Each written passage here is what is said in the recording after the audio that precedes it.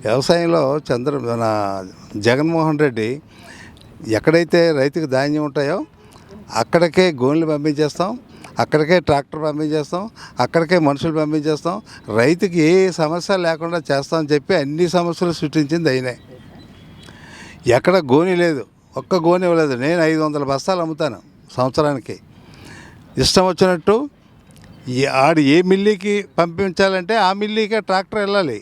అది మనకి 100 కిలోమీటర్లు ఉందా 200 కిలోమీటర్లు ఉందా అనేది ఆలోచించలేదు అగ్రికల్చర్ వాళ్ళు.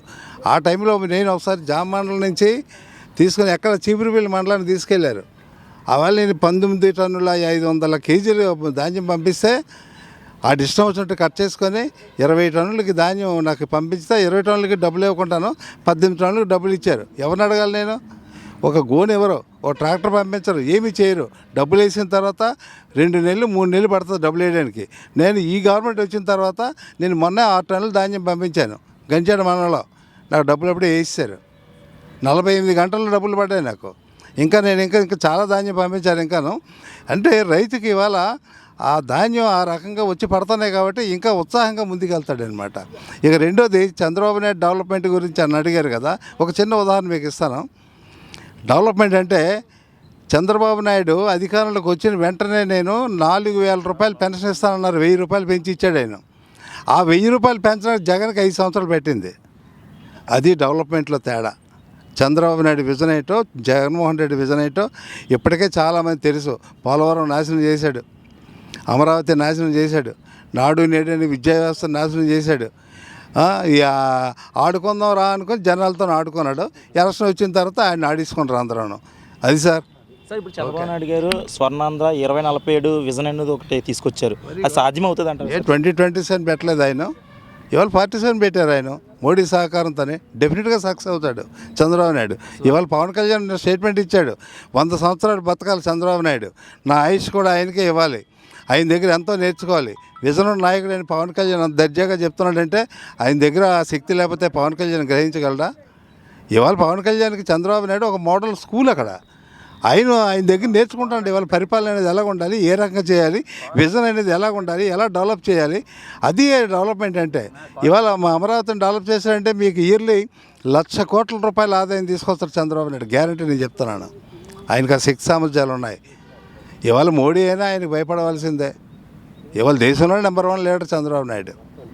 అసలు పేదలు లేని రాష్ట్రంగా నిర్మూలిస్తాను రాష్ట్రాన్ని అని చెప్పి అన్నారు. అవుతుంది అంటే ఏంటి, పేదవాళ్ళు లేకుండా దేశం నిర్మూలిస్తానంటే అది మరి సాధ్యం అంటే కొంతవరకు సక్సెస్ చేస్తారు. అలాగని ఇప్పుడు ఇల్లులు అందరికీ ఇస్తున్నారండి.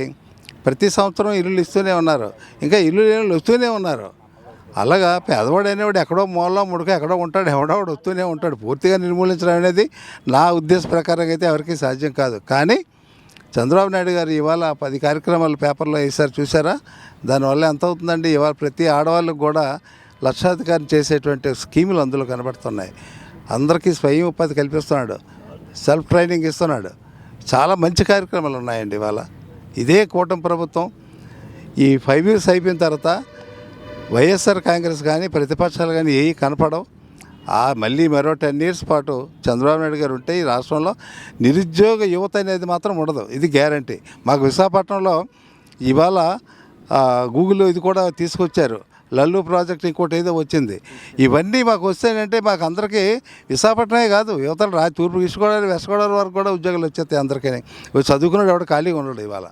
మరి గతంలో అయితే జగన్మోహన్ రెడ్డి గారు చెప్పారు మనకి రాజధానులు 3 ఉండాలని. మరి ఇప్పుడు చంద్రబాబు నాయుడు వచ్చాక అమరావతిని మాత్రం డెవలప్మెంట్ చేస్తా అంటారు. దాని గురించి ఎలా? ఏమంటే అమరావతి సెంటర్ కదా, ఎప్పుడూ నిర్ణయించారు. జగన్మోహన్ రెడ్డి ఒప్పుకోలేదు, అసెంబ్లీలో ఒప్పుకున్నాడు కదా అమరావతి ఉండాలని. ఎక్కడైనా 30,000 ఎకరాలు చూపించండి అక్కడే పెట్టండి అన్నాడు. ఇవాళ 30,000 ఎకరాలు అక్కడ చూపించారు, సెంటర్ అని చెప్పారు, అక్కడే అన్నాడు.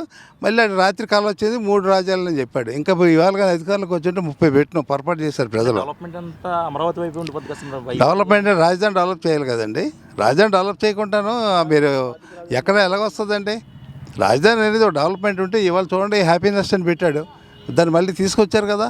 అవాళ మేము కూడా హ్యాపీనెస్లో పెట్టుకోవాల్సింది, జస్ట్ టైం అయిపోయింది ఆగిపోయింది. కానీ నిజంగా చాలా బ్రహ్మాండమైనటువంటి స్కీమ్. ఇవాళ రాజధాని నగరంలో చూడండి ఇవాళ రైతులందరూ ఏ రకంగా సంతోషంగా ఉన్నారు. ఎవరికైనా కౌలు ఇచ్చాడండి? ఎవరికైనా ప్లాట్ల డెవలప్మెంట్ చేశాడండి? చంద్రబాబు నాయుడు వచ్చిన తర్వాత అమరావతి ఓపెన్ చేసిన తర్వాత ప్రతి ఒక్కరు కూడా కారు కొనుక్కున్నారు. కార్ల షోరూమ్లు బోల్డ్ వచ్చాయి అక్కడ. ఇవాళ ఒక కారు షోరూమ్ లేదు, ఏమీ లేదు, వాళ్ళ కౌలే లేదు. చాలా ఇబ్బంది పడుతున్నారు రైతులు.